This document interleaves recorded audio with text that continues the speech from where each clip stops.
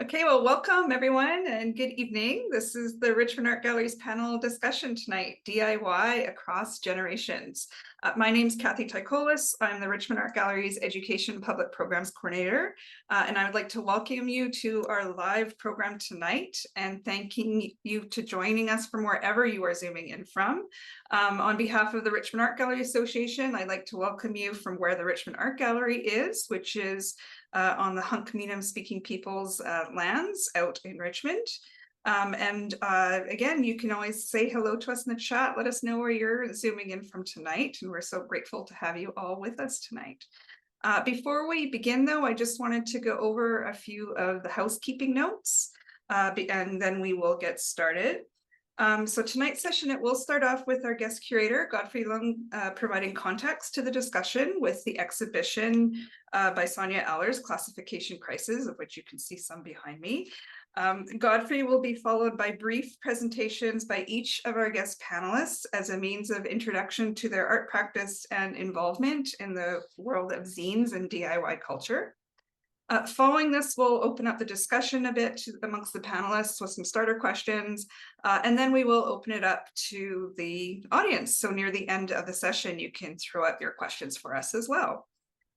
But first, I will introduce all our guests, and then I will let our guest curator, Godfre, start the conversation a little bit from there.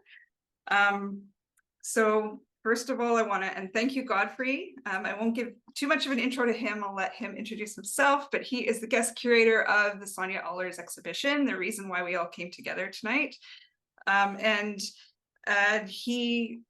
He was working at the RAG for quite a while, but also many years with Sonja on this project. So he'll also share some of that insight into that process tonight as well. Our first presenter tonight will be Whess Harman. And Whess is a member of the Carrier Wittat Nation, a nation amalgamated by the federal government under the Lake Babine Nation. He doesn't like cops and believes in land sovereignty for Indigenous peoples all across the globe. In his arts practice, he works primarily in drawing, text, and textiles. As a curator at the Grunt Gallery, an occasional editor for a mishmash of publications, he prioritizes emerging queer and BIPOC cultural workers and artists. Whess looks to the arts as one of the many tools in fighting oppressive forces and can be a little fucking rude about it when the occasion calls. Currently residing on the traditional territories of the Musqueam, Squamish, and Tsleil-Waututh peoples. So welcome to Whess. Presenting after Whess today will be Casey Wei. Casey is an interdisciplinary artist based in Vancouver, BC on unceded Musqueam, Squamish, Tsleil-Waututh territories. Her work in filmmaking, writing, and performance is informed by participatory activities such as editing, publishing, and programming.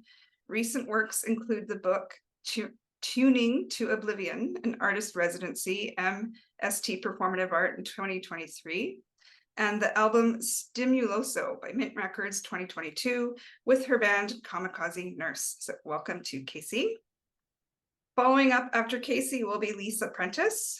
Lisa is a former artist and practicing body worker who is passionate about the creative power of touch and movement, health justice, and community approaches to access, healing, and repair. A graduate of the Emily Carr Institute of Art and Design, Prentice lives and works on the unceded territories of the Musqueam, Squamish, and Tsleil-Waututh Nations in Vancouver. Welcome, Lisa. And finally, in conversation with all of our panelists will be our exhibiting artist, Sonja Ahlers. Sonja is a visual artist and poet based in Victoria on the unceded territories of the Lekwungen speaking peoples, now known as the Songhees and Esquimalt Nations. Since the early 90s, Ahlers has worked primarily in book and book adjacent formats in a medium that she calls visual poetry. She is the author of Temper Temper and Fatal Distraction from Insomniac Press, 1998 and 2004, and The Selves, Drawn in Quarterly, 2010, and was a key contributor to Rookie Mag from 2011 to 2015. Swan Song, Conundrum Press 2021 is Ahlers' most recent book, a major exhibition survey of her art practice titled Classification Crisis, is currently being presented at Richmond Art Gallery until November 5th, 2023. So thank you, Sonja, and thank you all of you for being here. I will let Godfre do a brief intro, and I will be in the background kind of operating the slideshow for people. So just let me know when you want slides to progress. And I will be monitoring the chat. So feel free to send your questions in either the chat or the Q&A throughout. You don't need to wait to the very end, and I will take care of all the questions. All right, so Godfre, I'll let you go ahead. Thanks, Kathy. Just before I start, I want to acknowledge that I'm transmitting from the unceded lands of the Musqueam, Squamish, and Tsleil-Waututh people, what is currently known as Vancouver. And we're here on behalf of the Richmond Art Gallery, and I'd also like to acknowledge those lands, the traditional unceded, unsurrendered territories of the Hunkaminam speaking peoples. So as Sonja and I convene this panel, for a bit of context, we wanted to effect an intergenerational dialogue about zines, DIY, punk rock. And as a bit of an intro to that, as you know, those themes relate to Sonja's exhibition, I'm just going to read two very small passages from the exhibition catalog.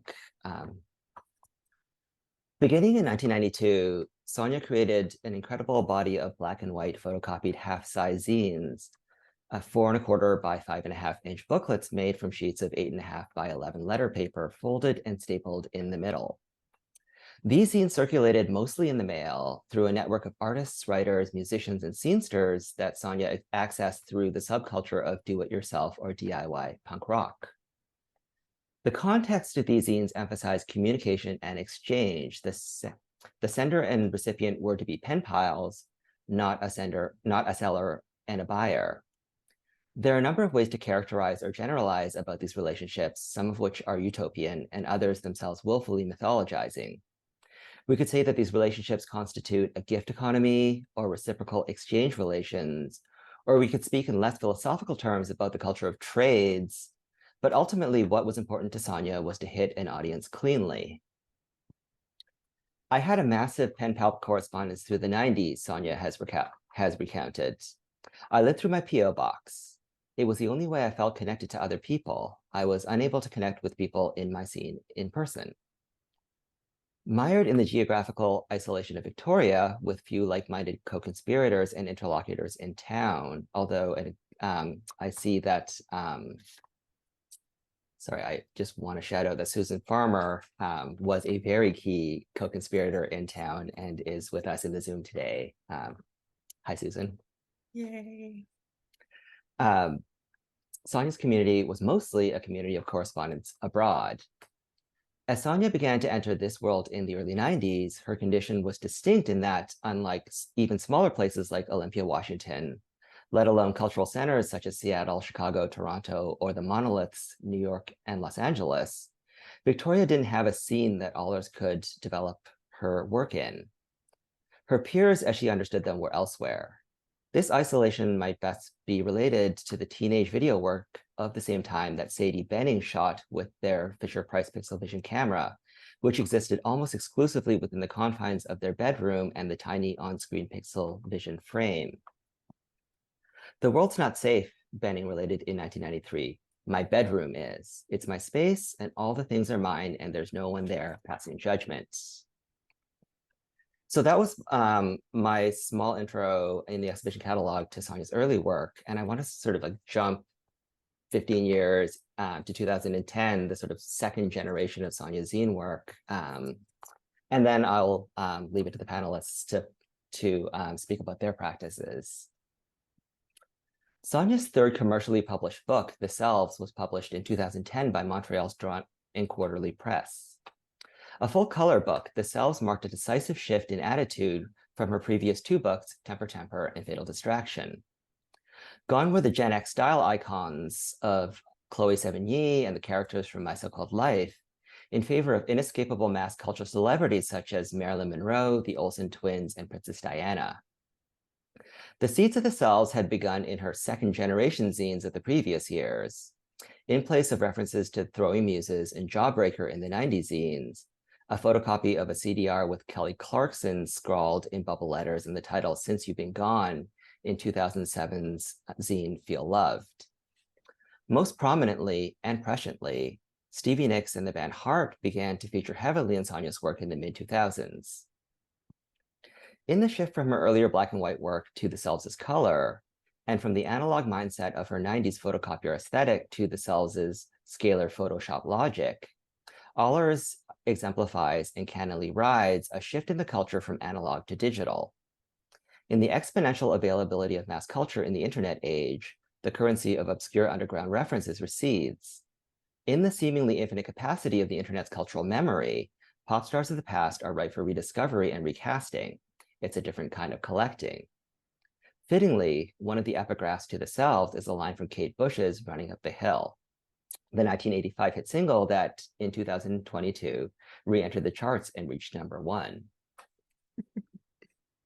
The millennial shift in Ahlers' work, I forgot to edit out all the Ahlers to Sonja's work, was followed by a move to a digital platform. Sonja was hired by Rookie, the vitally influential online magazine for teenage girls, to craft its visual identity. The result, by design, according to Rookie founder Tavi Gevinson, was that Rookie's aesthetic universe was largely based on that of the Selves. For the millennials who were Rookie's core audience, there were 2 generations of culture to discover alongside the culture of their present. The 90s third wave feminism that gave rise to Riot Girl, zines, and ultimately the sassy magazine worldview, and the Virgin Suicides-esque gauzy nostalgia built around the 70s touchstones that also were the core of the Selves. Sonja was uniquely qualified to play a big sisterly role as their guide through both. So I will stop there, and let's all hear from Whess. Hey everyone.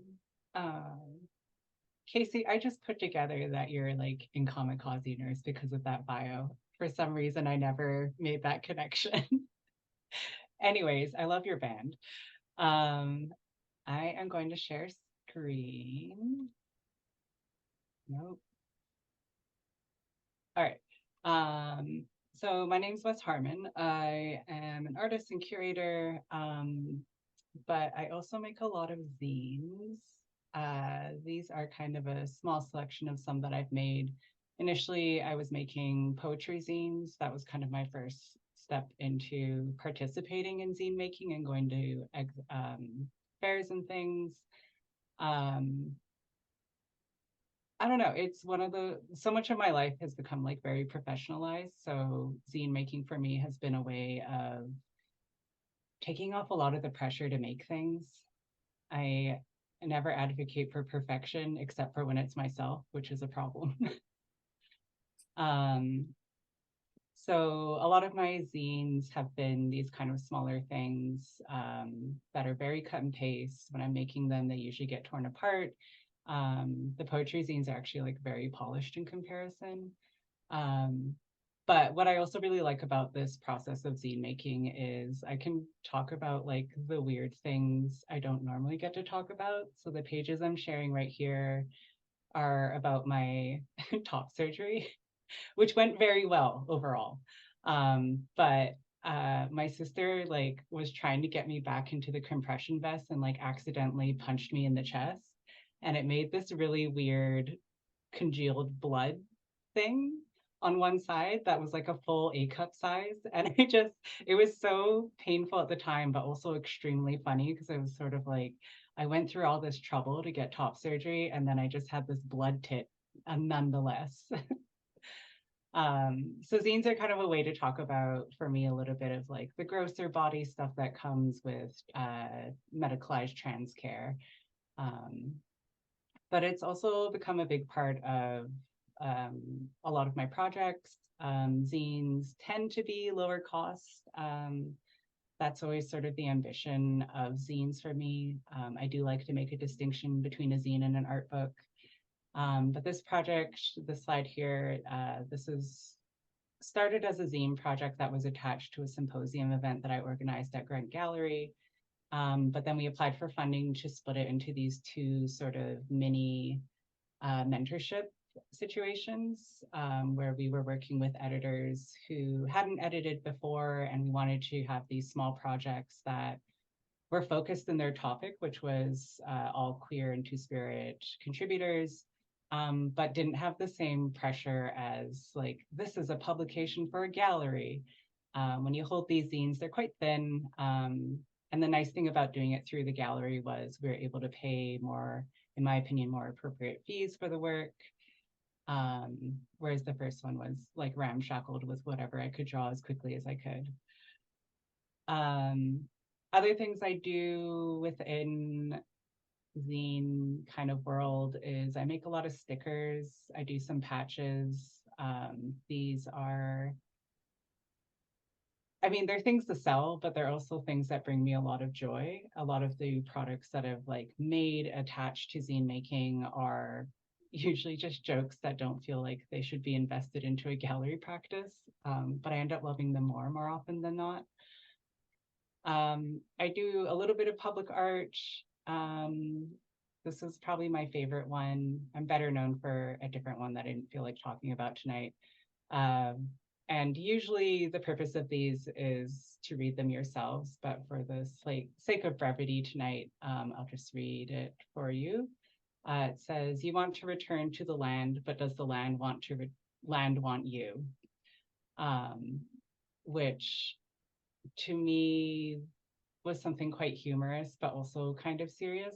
I like these sort of like pithy one-liners in my text work. That have a little bit of bite, like that's sort of often the goal. Other parts of my practice, I have a series called Potlatch Punk, which is a series of jackets that I've modified with different materials, usually a blend of more contemporary materials as well as traditional ones. And I think I didn't fully realize at the time of making them, but like they're very much in the thread of how I make zines as well. Each jacket kind of has a theme. The jacket in this picture is a quote from a Buffy St. Marie song that just really stood out to me at the time that says, "Our blood runs the redder." That project's usually pretty fun for me. It's kind of slow going. This jacket took like I don't know, over 100 hours of beading the same color of beads. I think I lost my mind a little bit.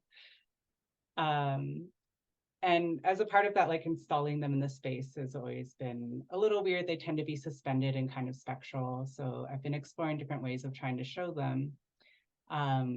So I took the jackets and, inspired by making my zines, started scanning them in sections and then repiecing them back together as these photograph images. I like them. I like the sense of like movement that they give. And again, they're like a little bit messy, and anytime I move away from trying to do perfection, I tend to make better work. So taking this idea, I took another one of the jackets, this one here, not the best photo, but the text on the top there says, "Tell me about first contact." And it's a jacket that's kind of around the theme of sci-fi, and my sister and I's love of it, despite also recognizing a lot of those stories as being very much about colonialism. And I wanted again to find another way to like work with this jacket. So I scanned in the pieces and then I screen printed them onto pieces of fabric. And then I like patch quilted them back together on the back of this blanket that I had made. I'm from a potlatching culture, so button blankets are a big part of like a big part of governance and understanding what's happening at a potlatch. It tells you who is who. These are much more like pop explorations of that format. And I'd never made one before this, and I was so afraid that someone would get mad at me for not making something super traditional. But the family's happy, so all good. Yeah, that's just a really quick overview of some of the stuff that I do. And I'm going to stop sharing and pass it on to the next speaker. Okay. Thanks, Wes. The next speaker is me, I think. Or is it? Oh, no, Kathy. Oh. Casey, there you go. Oh, okay. All right, sorry for the really intense first slide. It just so happened I was like working on a grant, and this was like for the support material, and it just kind of like really fit with the talk. So I was just like, here you go, here's everything in like one slide. So yeah, for my, I guess like DIY publishing and like zine practice, kind of started with this label that I made like from 20, it was active, it's like it was really active between like 2015, and then the last couple of things I like released or like, you know, published was during the pandemic in like the first year. And honestly, the pandemic kind of like, I don't know, killed the scene that I felt like was like that I was super involved in. And like, you know, I went on this hiatus, but you know, kind of revisiting the material in the sort of like post-pandemic like time right now, it's kind of inspiring to maybe like return to it maybe in a new way. But anyway, it's like Agony Club is my label. I call it, always need to use quotation marks because I feel like it's a label, and people do like, I get emails from people to like, you know, put out their work, and it's just like it, but it's also kind of like an artist project, kind of putting on the hat of a label, because really it's like the label is me, and the distribution is me, and my network is like, you know, quite, it's not like probably a label you'd want to represent you if you actually want to like sell your work as an indie artist. But anyway, that aside, how did it start? It started in like 2015. I was doing this concert series called Art Rock with a question mark, like Art Rock, at the Astoria. It was like a monthly series, like a concert series where each month, like on the, I think it was like the third or the last Tuesday of each month, I'd invite like 3 like musical or like performance acts that kind of were either musicians who had art practices or artists who had like music practices, to just like come and like play at this like local like dive bar, the Astoria, and get a DJ. And then I would just kind of like have a friend do or myself do the videography, and have a sound person or myself do the sound, and somebody or myself do the door. It was like a real kind of like team effort every month to see who could do what, and it was always a little bit like ramshackle. But that series went on for like 4 years, and within that kind of, sorry, I'm getting my like time and dates wrong, like that series went on for 3 years, from 2018 to like, or 2016, anyway, it was like around that time, like 2016 to 2019. But then before that, I just started playing music, like was in a band, and I just was like, no label's going to put out my music, so I'm just going to create a label. So Agony Club and the Art Rock series all kind of came out from this sort of like impetus to just kind of like, you know, make your own scene, that kind of like really, I think like punk or like DIY like ethos of just like, you know, like fuck the systems, fuck the powers that be, like the tastemakers, the gatekeepers, and kind of just like do it ourselves. And throughout that kind of that time, in the very near past, it was like, you know, from like 2015 to probably now, with like a, you know, COVID hiatus, I created with like it's a very collaborative project, but like I created with like many people in like the Vancouver scene and the Victoria scene a little bit, and like, or the Nanaimo scene, just kind of like, yeah, these works that were, you know, mixtapes, magazines, like cassette tapes, and like a video poem, a 20-minute video poem, where each person who participated had like submitted like a video poem of like a minute long. So it was just kind of this thing I did to kind of just kind of like try to like nurture the scene I saw around me of like people who are like super talented, super lovely, super wonderful, and maybe who just kind of didn't take art like, you know, as seriously as like artists who like I was like, who are also in my community, and like, you know, I'm also an artist who kind of like takes their practice quite seriously. But like zine culture, I think maybe Wes kind of touched on this, where it was just kind of like a way to like make something without having so much pressure on yourself, and kind of having a different outlet in a different community, kind of like just to be involved in that. And I guess some of these images here I'll quickly talk about. Like the one on the top left was like also a panel discussion on art publishing at like a comic art book fair in 2016. Anyway, the 2018. So like the captions are there. You can read it if I'm wrong. And then on the other side, on the right, top right, that was another poetry reading in 2020 in February, like right before the pandemic. And oh yeah, I can't believe that happened. Like that was like the last event that, I did for like over like 2 years, and I can't believe that was the last event. Anyway, and then there was like, online events. Oh yeah, Kathy, we can go to the next slide now, I guess. And I just wanted to, I guess, like share the last publication Agony Club put out. It's like twice-ish a year. Agony Club put out this like mixtape magazine where I just like invited people, like friends, like people who I saw play at shows to like submit something. I would pay like, like an honorarium of like $50 or $40 or something for folks to like include like a song on a mixtape, and then also like or contribute something to this like magazine, I guess. And the last version was online as well as in print, and this is the online version. I'll just put in the chat if anyone wants to like look at it. It's like I have the physical copy here, and I don't know, as like a publication, I never really have like a good distribution plan. Like I think maybe Emily Carr Library has some of these, and maybe Read Books, and like maybe Massey Books, maybe not even Massey Books. I can't remember where else maybe like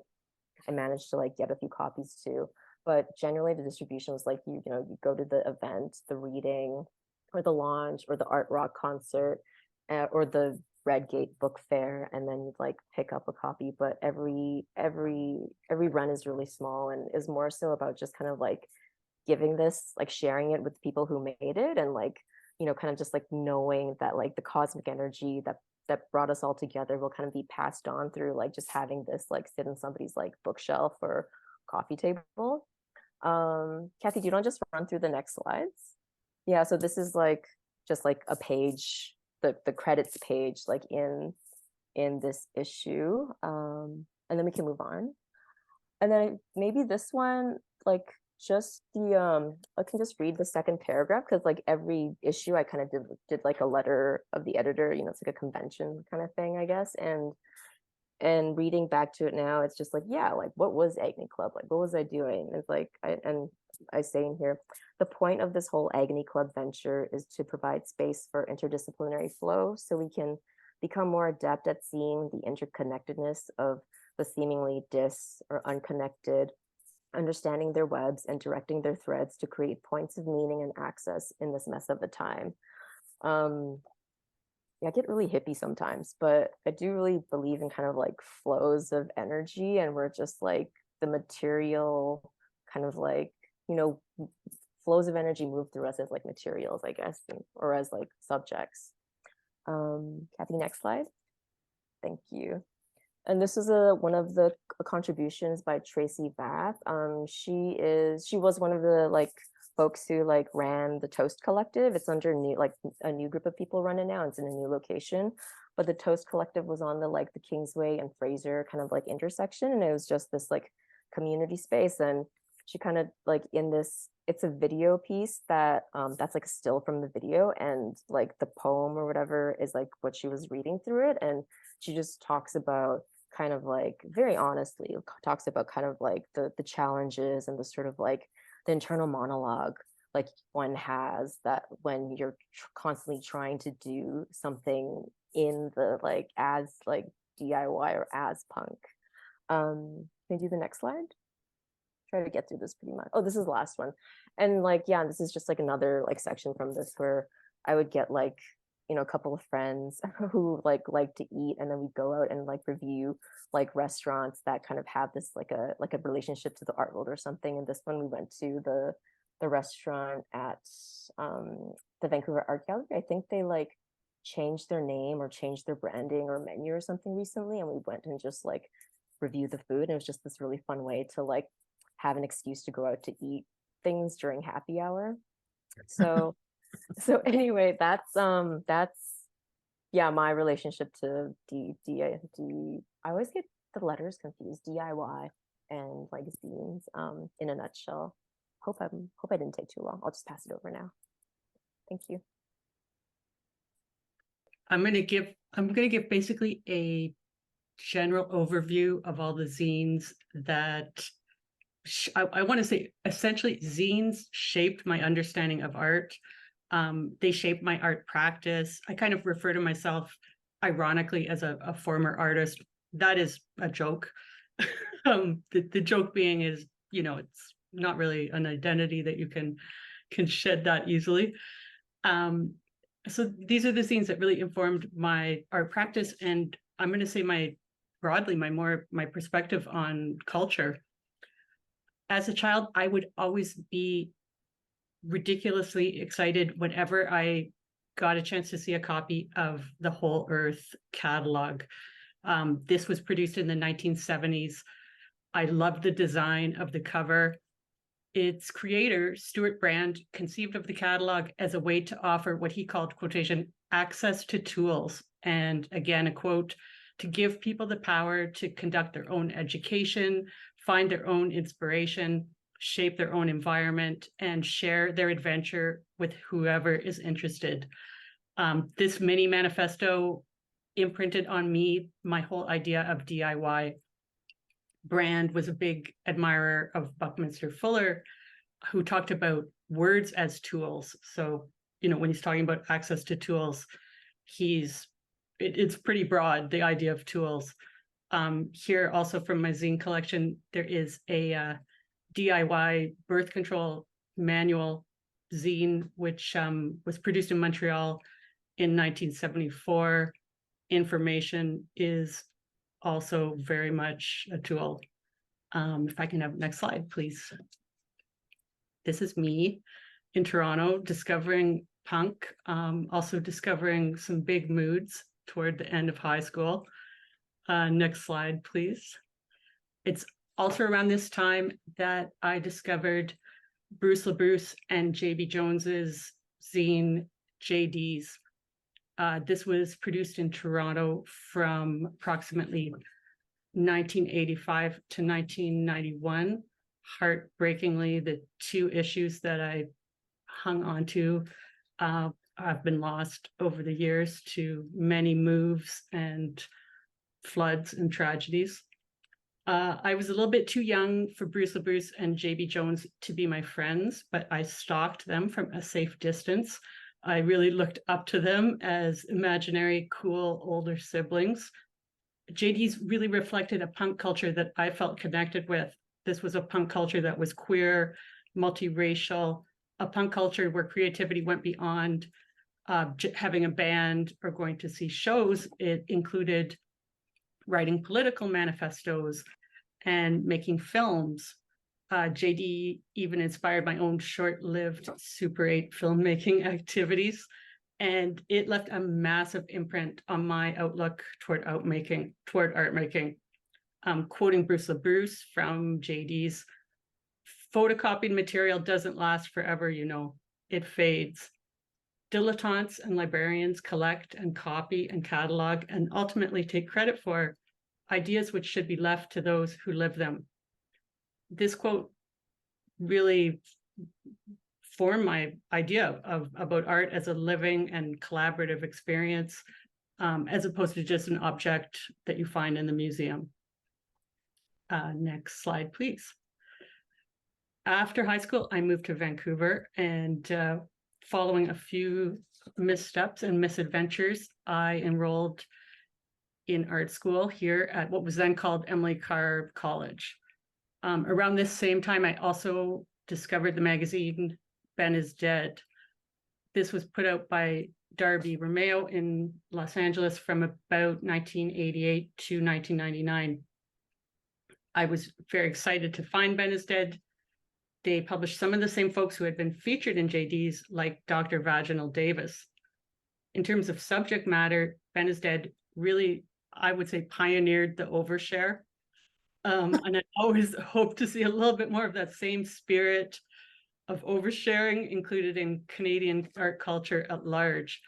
Sonja and I've discussed this before, you know, the UK at that time in the 90s had artists like Sarah Lucas and Tracy Eamon, but Canadian art culture is not such a fan of the overshare. Next slide, please. Overshare gets limited to zines. In the mid-90s, I became involved with artist-run centers, more specifically the Art Gallery. And something that's so interesting to me is that DIY and zine culture were so huge in the 90s that their influence extended into the gallery space. Many now well-known Canadian artists who you would really never imagine having zines as any part of their practice produce zines in the 90s. So I'm going to share a few of those here. These two zines are from Sherry Boyle and Jeffrey Farmer. Jeffrey Farmer's is on the left, Sherry's on the right. The Jeffrey Farmer zine was produced to accompany a show at the OR in 1996. Sherry Boyle's zine is from 1998. Next slide, please. These zines are from another show at the OR, Buddy Palace in 1997. That show produced two zines, one self-titled for the show itself, as well as a second standalone by Brian Youngin, Brownfinger. This group show also included Jason McLean, who had a very active zine practice, both at the time and into the present day, as well as myself. Next slide, please. Here you can see the inside page of the Buddy Palace zine, which I love. It has the text clearly indicating the zine. This perhaps for the gallery goer who otherwise might not understand this object that they were holding in their hands. I don't remember how many of these were produced, but there were some. They were given away during the exhibition. Next slide, please. This is another 90s art zine. This is Pants magazine, produced by Phil Dion and Kevin Schmidt in 1998. Next slide, please. Pants zine had multiple artists contributing, again, including myself. And here, this is a fold out, again, by Brian Youngin. Next slide, please. This is Big Boy Zine. This is from 1997. It was edited by Jason McLean and Mark Bell. And it included art by Sydney Hermont. Next slide, please. This is Sydney's piece in Big Boy Zine.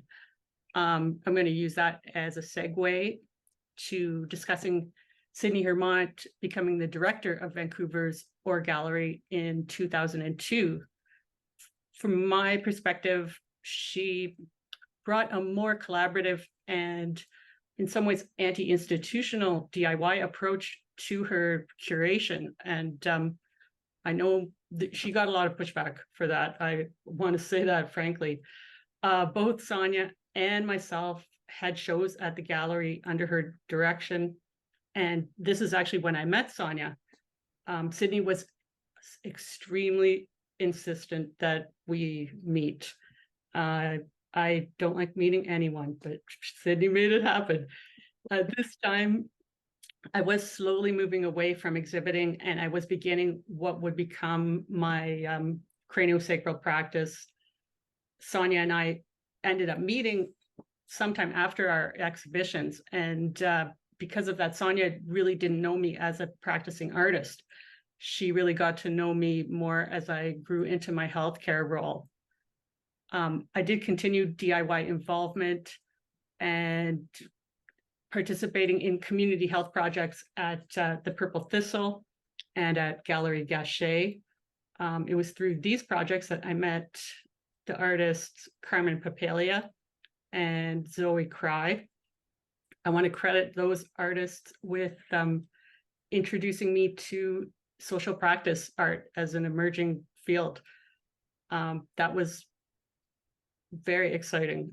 I see social practice art as a softening of some of the borders between DIY and academic and gallery culture. I do want to just end off here with a note that Stuart Brand's Whole Earth catalog reemerged in 1985 as the Whole Earth Electronic Link, a name which is usually shortened to the WELL, and one of the very earliest online communities. To me, it's not really a stretch to say that the internet as we know it is built on some of the principles that we associate with zines, the urge to connect and find the others. But it is definitely much harder now to separate signal and noise. I am very curious to see what the DIY responses of the future will look like. Thank you. Yay.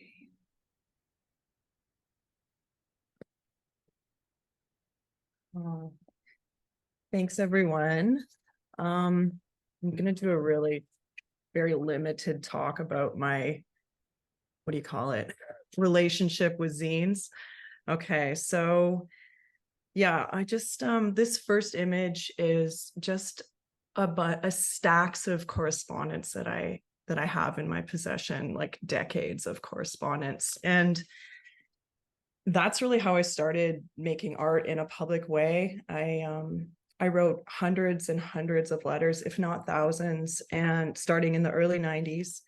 And it was some of them were 20 pages long. It was a conversation that I really needed to start. And if it was just one-on-one, I was happy with that.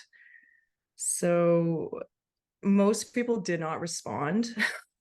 A lot of these letters are responses that I own, that I will own. I take care of them. It's like I'm kind of a custodian of, like, with my archive. So this, I would say, started the conversation that led to zine making. So next slide, Kathy, please. Yeah, we're gonna have to look at this for a minute.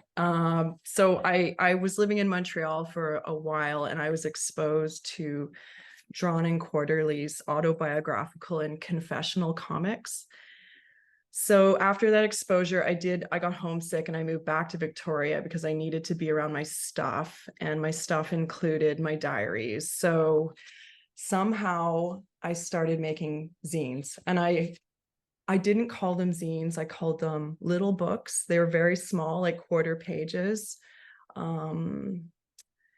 I was mostly influenced by poetry at the time, the confessional poets. And then again, I'd been exposed to this drawn in quarterly, these comics. And from that, I don't even know how this happened. I just started mining my diaries and mining my life, essentially. And then I would just transcribe everything with a typewriter and start editing myself. And then I was including the marginalia. And as you can see, it's quite messy. I was trying to fill the space. I was just like, it was a container for me that I needed to fill. And it was my only space at the time, like these small little books. And interestingly, like this, I kept drawing that image over and over.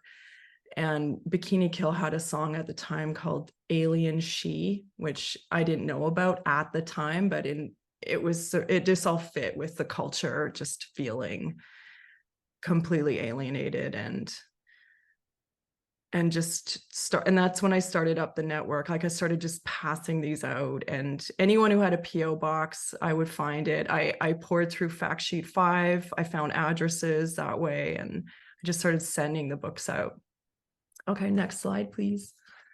And here's another, this is the same. Well, this is the very first zine I did called A Wandering Eye. And again, there's that little person, the disembodied head that I kept drawing that over and over. There's a lot of repetition in my work. Shopping carts, that was a big theme. Okay, so next slide. Okay, so another zine from that period, I was very inspired by pop culture. That's Frankenstein the Monster. I was inspired by a Martin Scorsese version of Frankenstein. And I titled it Geneva with Letracet, and that was just a line of dialogue. The movie is terrible, but I just wanted to show just how I was being inspired and influenced. And then I was interested in typography, and I was trying to add an element of design to zines because I was just getting really tired of kind of like the ransom note vibe and wanted to see more compositions and symmetry. So, I mean, that G is for garbage. I probably clipped that out of Vogue magazine, the G. And so that was another influence. So anyway, next slide, please. Another zine from that period. This was actually reproduced in the Classification Crisis catalog that we just published, and Godfre edited this piece. He wanted this piece in the catalog. So this is a bit of backstory. At this point, I was actually able to start stringing sentences together. It was less fragmented, but I was able to start telling stories from my memory and from childhood. This is like a crime scene. So it's sort of my origin story with rabbits. Okay, next slide, please. So here we are. I just started not mass producing. I was creating so many zines at this point with Susan Farmer's help. She's here. Susan, you're going to hate me. We would sneak into her work and use the photocopier. So I won't say where, but that helped. It's just Susan it helped contain my chaos, creating these booklets, these zines. Well, again, I call them chapbooks or little books. Yeah, I think that's all for that. I can't. Okay, so yeah, just from some of the titles, The Noise was from Daddy.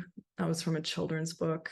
No, actually, that was from I think it was from My So-Called Life. The Noise is from Daddy, something like that. Or no, Daddy Can't Be Disturbed. Sorry, everyone. Okay, so next slide.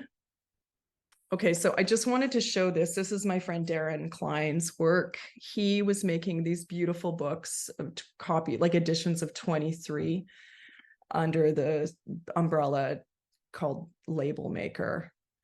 And I wanted to show this because poetry was such a huge influence for me, and Darren was making these beautiful books. These are just slips of paper that would fit into the folder where it says Magpie. It says the Label Maker Magpie, and it would just like, these loose pieces of paper, and they were just so inspiring and beautiful. And I believe the Smithsonian has his collection now, which is amazing. Yeah, he was based in San Francisco at the time. So a lot of my contacts were actually in California. I didn't fully connect with the Riot Girl scene as much. Like, people kind of lump me in with that scene, but I was pretty much on my own doing my own weird thing, or whatever you want to call it. I'm not sure what we call it, but anyway, next slide, please. Okay, so here's where the major influence came for me from this zine. It was an actual true zine called Drew, inspired by Drew Barrymore, but it had almost nothing to do with Drew Barrymore. It's just these random collages. And my friends, well, Sassy Magazine did a zine review of this zine that my friends and I found, and then we wrote. We contacted their PO box and started up a correspondence that actually is still happening to this very day. And with this zine, for me, I just started to see overlap in culture and genres. Like, I was seeing like punk and hip hop together. I was seeing comics, record reviews, collage, and most importantly, well, for me, aesthetically, like, I love the content. It was a lot of comedy. It was hilarious as well, very funny. And it just spoke to me. It started a huge, it opened up my mind, and it made me feel connected. And these guys were in Berkeley for the most part. So again, that was another connection for me geographically. It was outside of Victoria. I was on an island, as you all know. So, okay, so next slide. Okay, so here's just another copy of Drew. Jeff, he was kind of mocking the Madonna sex book that came out in 1992. So he did an aluminum foil cover. It was quite hilarious. Okay, so next slide. All right, so Jeff from Drew got me into more zines. Like he introduced me to this zine called The Opposite, which is by Joanna Fateman, who started Le Tigre with Kathleen Hanna and Sadie Benning. I was obsessed with this zine cover. I was obsessed with E.T. as a child, and to see E.T. with a unicorn horn wearing like a Nike t-shirt just kind of blew my mind. And also it was a zine about art. And this quote's really amazing. You may have, I'll read it out if you haven't read it yet. Watch me write this book. It's a fanzine about art in which I assume that neither of us is stupid. And both of us know that if we wait for the experts to create a discourse around our work, we will have only ourselves to blame when they bore us out of our fucking skulls. So, and incidentally, there's a Frankenstein quote, Mary Shelley. Okay, so next slide, please. All right, so this zine is by Kathleen Hanna, and it was the first time that I saw anybody in this culture talking about mental health and addiction. And it blew my mind. It was 1996. It was sort of what I'd been waiting for, I feel. Like to see the merging of mental health, addiction, and punk and zine, like I could not ask for more. And it was so incredibly vulnerable. Like she says right here, I am really scared of sounding like I am Barney or something. And Barney, that's a whole other, it was like a do-gooder comic character almost, like this. I can't get into Barney, but anyway, next slide. Next slide, Kathy. All right, so here's just another image from the April Fool's Day zine. And then she's giving a list of like things that are better sober. Next slide. And she was really obsessed with, Kathleen was really into dolphins. And then this beautiful piece of poetry, Baking the Cake, that says, "Don't die." And then there's an image of Kathleen holding a cake that says Pearl Jam on it, which I just thought was hilarious. Okay, so next slide. All right, so here we are in present day. I stopped making zines in mid 2000s. Like I just completely, after having books published, I lost my whole network. I feel like once I lost control of who I was giving my zines to, like that conversation from that grassroots network, and the book was being published by someone else and it was going out into the world, I had no idea who was reading it. I lost a sense of myself and my voice. And I feel now, like now that I had no idea there was a whole zine resurgence going on, and I've just been made aware of it in the last probably year and a half. And that's amazing. I'm so inspired by this, and it makes me want to make a zine again, which is full circle. I just want to actually mention what these zines are, if you don't mind. I'm just gonna say, so we've got Soft Drawings by Louise Reimer. She's an illustrator and artist based in Vancouver. Music Men Ruin for Me by Allison Lang, which is an anthology. I believe Crystal Jacks is in that one. That's an amazing anthology, Music Men Ruin for Me, big inspiration. I'm Liking It. That is a zine made by Andy Brown, who runs Conundrum Press. It's hard to read what this title is, but this is the lavender one is by Gabriel Howell. It's called My Body Count is Higher Than Your IQ. There's a tiny zine from Sherry Boyle called Damaging Dreams from the year 2000. It's hilarious. It's just all drawings of damaging dreams. October Horror is by my friend Jen May, who it's a series of stills from horror movies that she had watched and collected. There's a zine by Mark Bell from the last year called Product Number 2.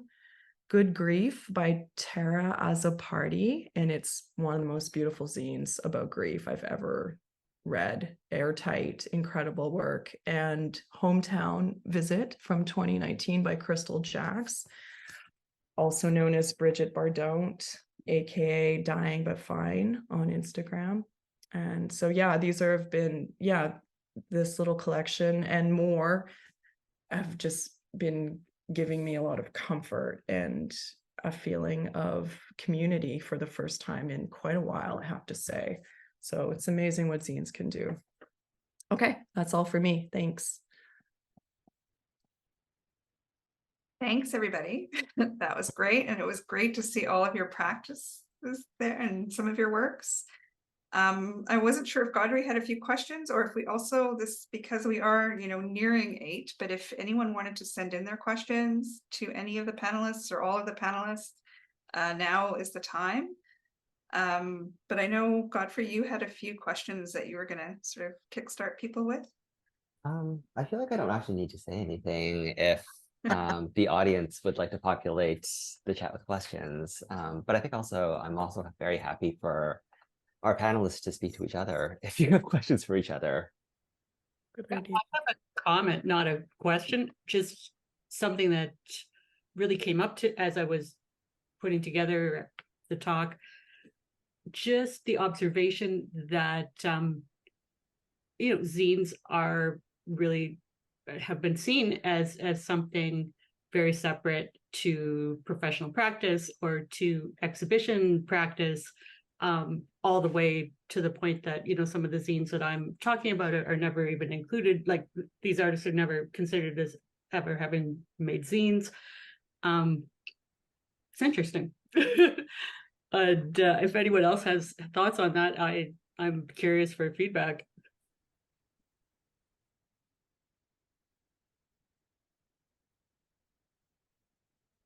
Gee. Yeah, I'm seeing some overlap. I mean, just talking about the April Fool's zine and Lisa, your practice, and I don't know, I just feel like there's like overlap with all of with this work. Wes, I know you did a zine about grief. I've had 2 copies of it.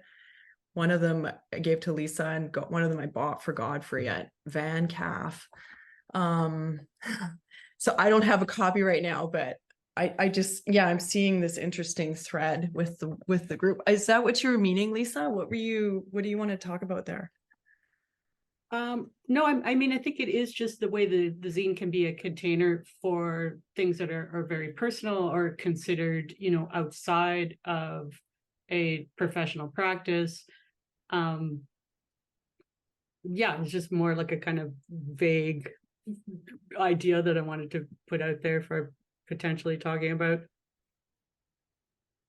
Yeah. I know I'm getting lots of ideas for zines. Like I feel, the overshare, what you were saying earlier about what Canadians they don't like the overshare, or they won't appreciate the overshare. And the zine, you can overshare.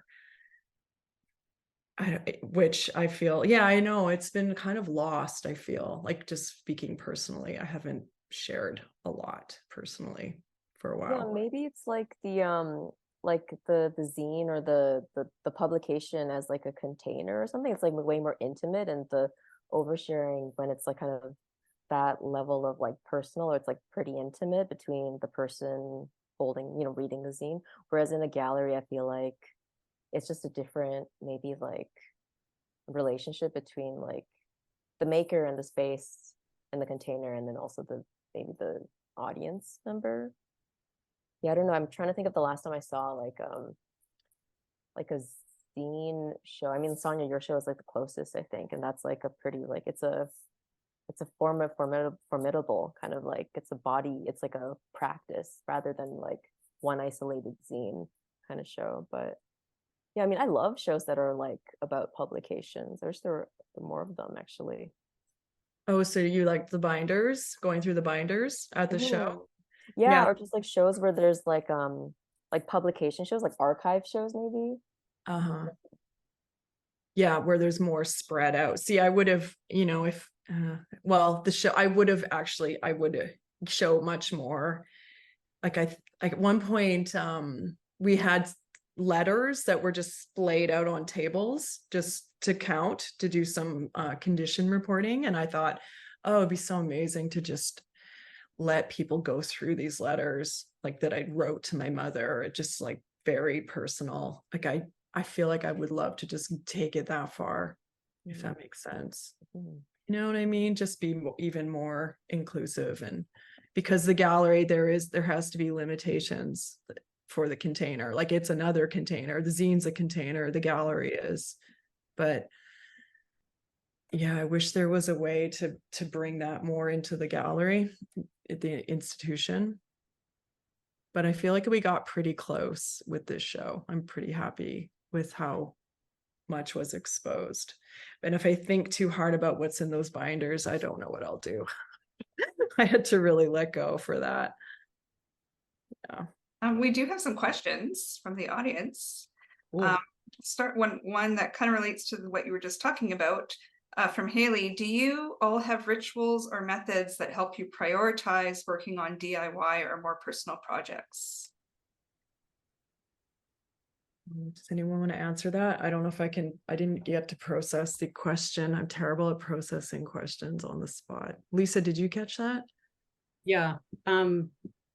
Rituals or methods that help you prioritize working on DIY more personal projects.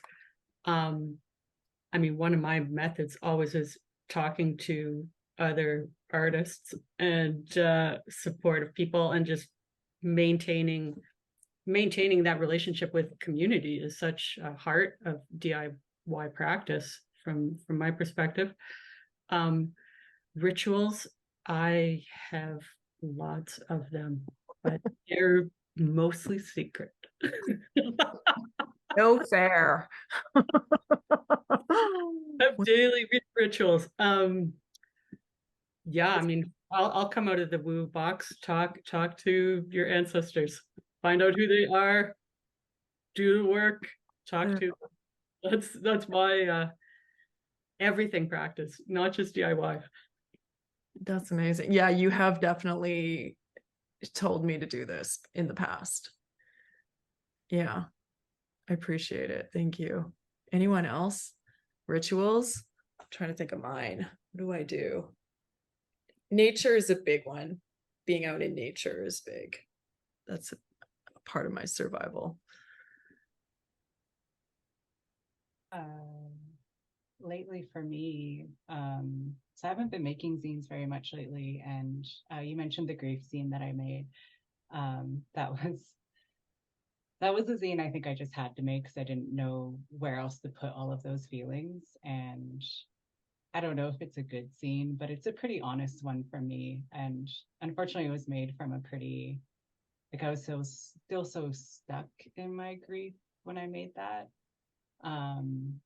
So for me, the zine kind of is the ritual. But something I've been doing lately and trying to like enjoy it more, because I think I've often used zines and like perzines more to process like trauma and grief. Like what I actually really love about zines is the fun part of it. So I'm working on 2 zines right now. I'm working on one about this kind of like early 2000s, mid 2000s fan mix thing that was happening on LiveJournal and a little bit on Tumblr. And then the other zine I'm making is, this is something I often do when I'm kind of stuck in art, is my sister and I will watch something together, or like do something together. And we recently rewatched all of the first 5 seasons of Supernatural. And it's like, revisiting that series was just like, oh my God, there's like a very particular reason why this was catnip for our brains as like traumatized youth. So I'm trying to make a fun zine out of that as something that's like, this is the schlocky kind of TV series that had a lot of heart at its core. So yeah, I guess in a way that's kind of like talking to other people about things. But you, Casey, did you have any rituals or methods to when you're working on your personal stuff? Trying to think about it. Think of it like I think nothing that really comes to mind other than like trying to always like, I don't know, take myself out of my like comfort zone, like whether that's like, we all have our like routines, and like for me, like going out to a show, like I'll forever be the awkward loner. Even going to a show where I feel like I should feel really comfortable still gives me like a lot of social anxiety sometimes. But just like, yeah, doing things like that to kind of just like see something new, see something like I didn't expect to see, or meet someone I didn't expect to meet, and kind of just like I don't know if that's like a ritual. I don't think it's like comfortable enough to be a ritual, but that for me, I think is a way I find folks to like collaborate with, just through this, like we all kind of like gravitate to like making these sort of things, even though maybe we're like that otherwise we might not even like talk or get to know each other. So yeah, maybe that's my answer. There's a couple more questions that I'll try to get to before it gets too late. Earlier question was for Sonja, just in publishing your first book, were you approached or did you submit? How did you publish your first book? Oh yeah. Well, again, it was I don't know if I made it clear while I was talking because I was kind of rambling.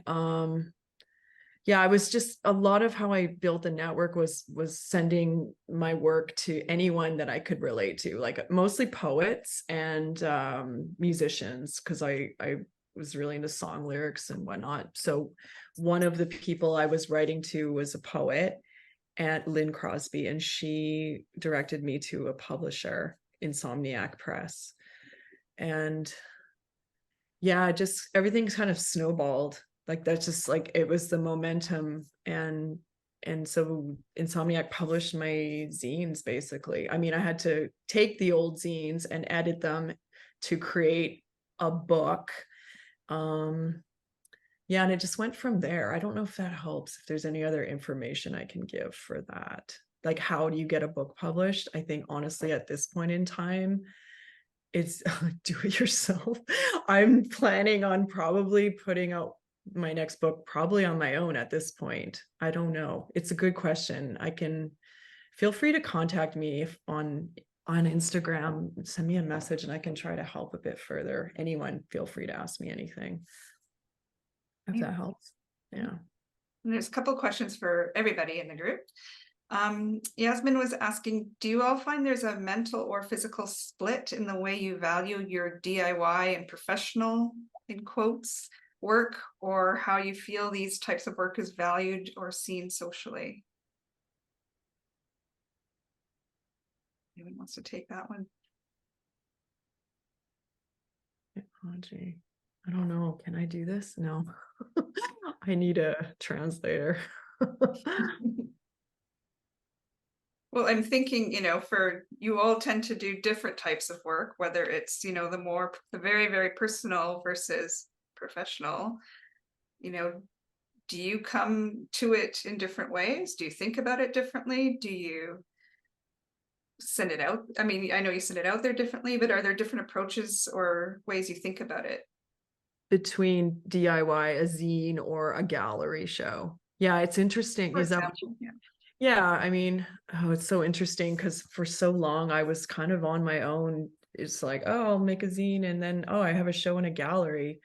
But now, knowing and meeting everyone on this panel, like that's sort of what you're doing. That's amazing to me that you're able to go between those worlds. Lisa and I were talking recently about just how, like with the institution, the conversation gets lost. And that's the conversation with the zine that I feel is between between the holder of the zine and the creator. And then once you take it into the gallery, that conversation is lost. Is that what we were talking about, Lisa? Did you want to mention anything about that? Say anything about that? The loss of the peer-to-peer element that is such a huge part of zine or DIY culture. Yeah, something gets lost in the conversation. So I think, yeah, again, yeah, that intimacy. And we were talking about how the institution doesn't really recognize conversation. Golly, what the heck was I? It Yeah, was we really were, it was a great, like, highly caffeinated rant, which we love to enjoy. Yeah, keep riffing. I'm gonna try the point that we got to. It was good. Yeah, I wrote it. It's in my notes somewhere on my phone. My phone's, I actually turned it off. Thank you. I'm gonna actually try to dig that up if someone else wants to jump Yeah. in.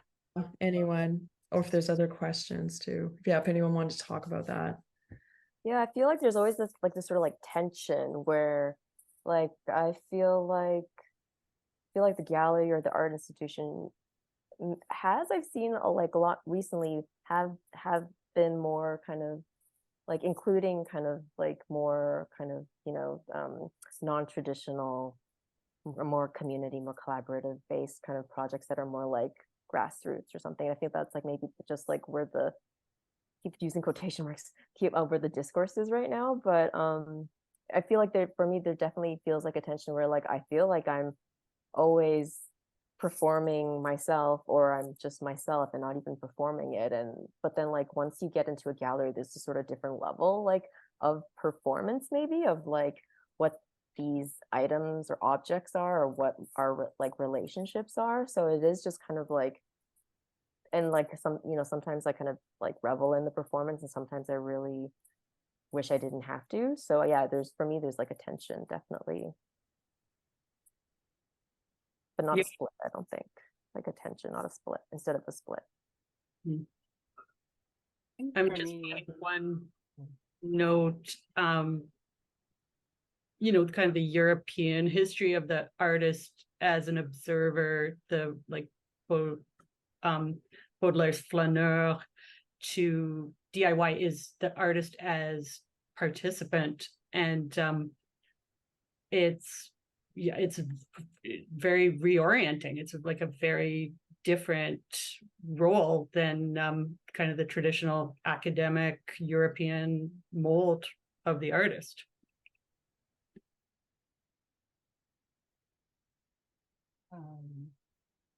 Just thinking about that question, like the split between DIY and professional. I feel like lately I've been trying to haul DIY into my professional practice. But yeah, that tension, Casey, you mentioned, there's like, I don't know, I don't come from a money background, and like the further I get in my art career, the more I notice that, and the more I feel like a dirtbag in a lot of places. So in response to that, I think I've just been kind of like, you know what, fuck it. Like once I bring whatever this crap I made into the white cube, it like gets elevated by being in the cube. But yeah, that I do still feel that tension. I don't really like know how to resolve it, or if it needs to be resolved. Like maybe it should just be tense. Yeah, I'm finding I'm treating things much less preciously over time, and that actually feels really, really valuable. I kind of have, I do have maybe like a way of throwing that question back at the four of you in a different way.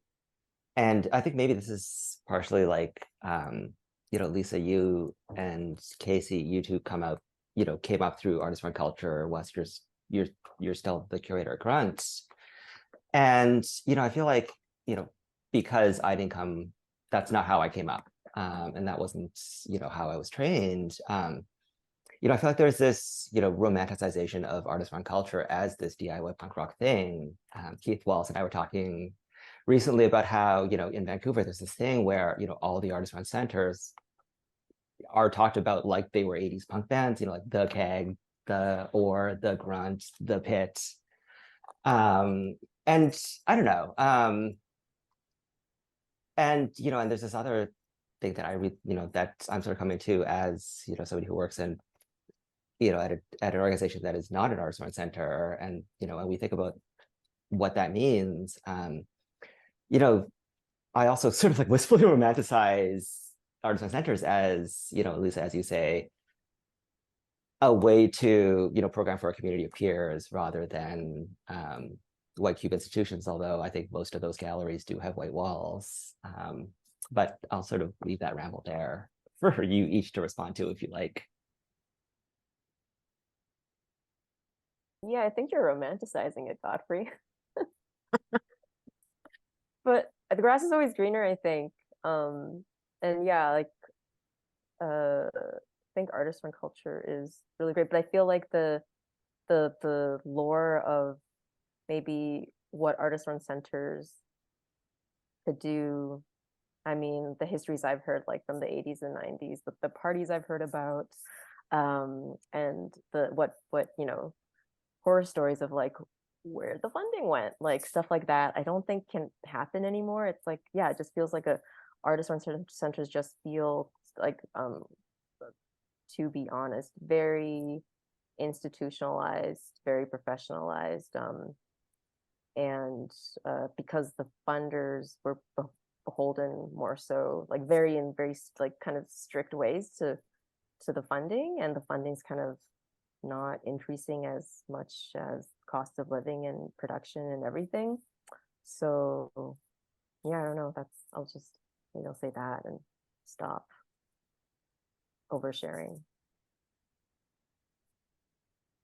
Yeah, no, just strongly agree, right? And I mean, I think there has been a dramatic shift towards professionalism in artist run culture, for better and for worse, right? I mean, some of the more anarchic elements are lost, but probably more fiscal responsibility. One thing I'd like to think about with artist run culture and like what professionalization has done for it, at least from my perspective, is it gives an opportunity to pay, especially like BIPOC emerging artists, for these smaller projects. And to me, a lot of like what I think I've been trying to do at Grunt is to find those people that need that confidence boost. Like, I hate that it's attached to money, but like one of the hardest things about zine culture now, I think, is asking people to work for no pay, particularly like people who are benefiting the most from high distribution of their work from these smaller self-made zines. So in that sense, I like the artist run culture because it has been building these projects that are built out of zine culture. But I really struggle with the professional aspects of working in any arts institution, partially because I just find it restrictive. And again, like the way I talk about things is not necessarily the way someone who went to a curatorial program does. But one of the things I really love about an artist run culture is I was so anxious about writing like curatorial intros for people's work because I thought they had to be this elevated, like very well-researched, savvy thing. But what I've experienced at working with Grunt is not every time, but often I'm working with people who are my peers, who are my colleagues, who works that I legitimately love. So I get to write these essays that are just these beautiful, I mean, hopefully beautiful love letters to these artists as well. And I think I've been really treating that a lot more with the way how I write my zines as well. Yeah, they sound the same. Like it's like a fan, like zine from fanzine. It's like you're writing a fan letter for these artists that you love. Like you get to do that within the institution. That's pretty amazing. And then it gets archived. That becomes a part of a history that is like better documented than probably what I do, which is stuff a bunch of zines into a file folder. They will be archived one day. That just leads to a question that Lisa said was such a great question. From Crystal, do you think artists that come into institutions from the DIY backgrounds are more vulnerable to exploitation by these organizations? I guess just based on your experience, or maybe what you've seen other artists experience. Yes, I think so. Like, I don't know. I've seen a lot of shows pop up with artists, particularly like young BIPOC people who just don't have the experience, but because it's pretty cool and hip right now to like include them as usually additional programming. Like I've been invited to respond to works or to make a zine in response to exhibitions. And while that is all fun, like the trial and error of learning how to navigate that world, like, I don't know, it sucks. It's stressful. So I think it's easy to just kind of give up sometimes and be like, well, fuck it, I don't understand this. So, yeah.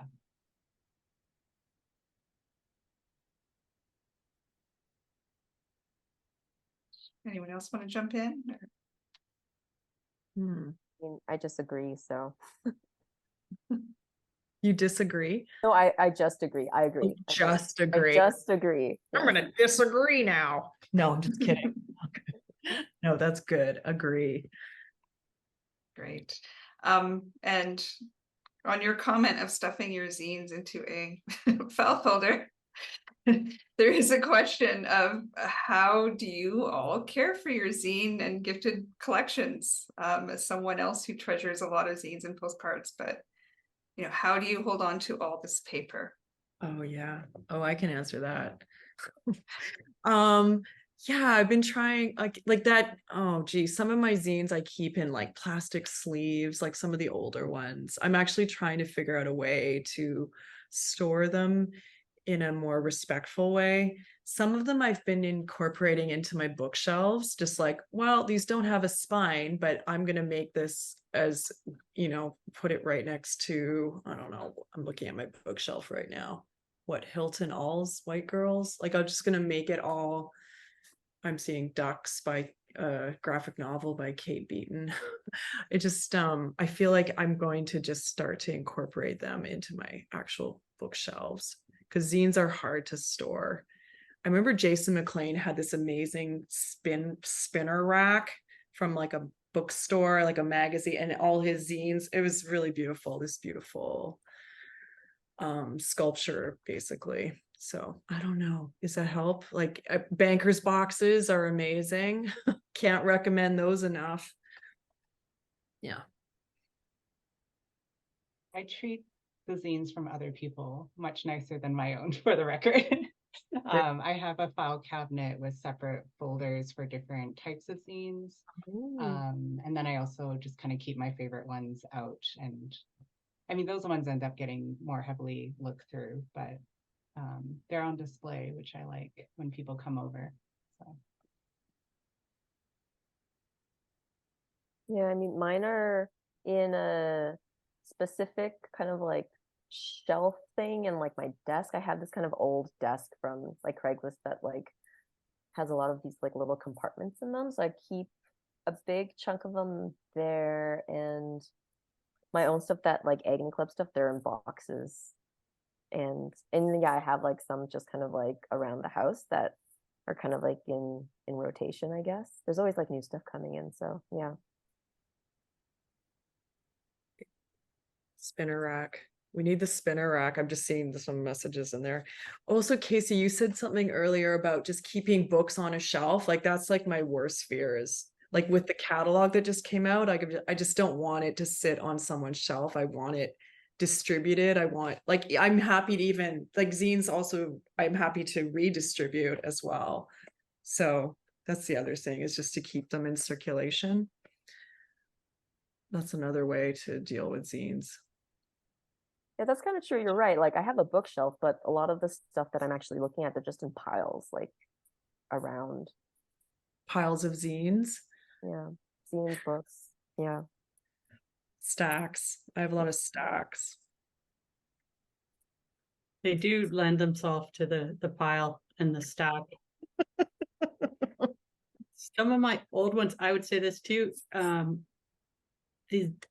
pages will stick together. I don't know if these were old laser copy or old Xerox, like on kind of shinier paper, but just after being, you know, unloved for too long, the pages really wanted to stick together. So onion skin between the pages, you want to be really precious. Some kind of, yeah, I need some better archival skills around the zines. Yeah, the toner. I'm noticing that with some of mine as well. The toner is sticking together. And I also have a theory that it's also partially global warming. Like I'm noticing a lot of, we've talked about this, like some of my plastic things are eroding over time. Like the handle on my hair dryer was getting all sticky. And I'm like, okay, this has got to be global warming. Everything is just heating up and things are deteriorating. Approach the singularity. The forms become, you know, all one thing. That's a joke. Frightening. Well, I see we're now like almost at 8:30, so I think I'm going to have to pull you all in.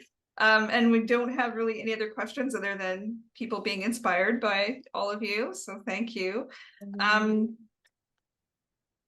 Just to let people know, we do have a book launch for Sonja coming up November 4th. So you can come on out and get your new book, maybe get it signed even perhaps. There will be more conversation that night, as well as some live musical performances. So you can just check that out on the Richmond Art Gallery website, and it's just free drop in on a Saturday afternoon for some fun times.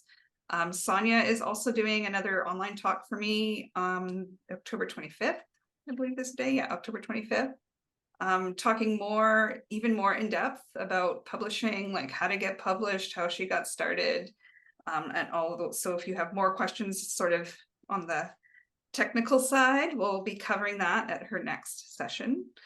Meanwhile, though, I want to thank all of you for sharing your work with us. It was really interesting to see like all the variety of work, all the work you've been doing over the years that you're continuing to do, how it has spoken to DIY culture.